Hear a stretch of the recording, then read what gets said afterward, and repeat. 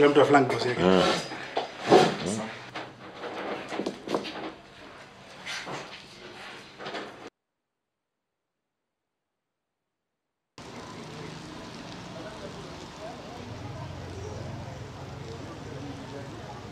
Managed a very successful operation in the recent days, and 4 main suspects were apprehended and in custody.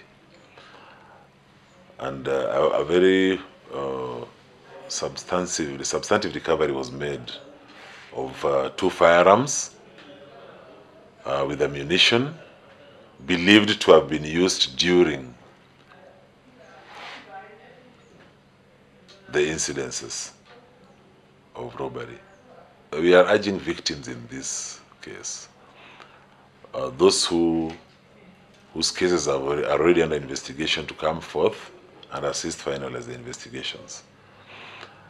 And any other person who may have been a victim under the circumstances is also advised to bring forward this case or her case, and it shall be investigated. The first firearm that was recovered on Saturday had 14 rounds of ammunition, while the second firearm recovered on Sunday in a different place, but courtesy of the information and intelligence that we had from the public, was a pistol as well, and it had 23 rounds of live ammunition.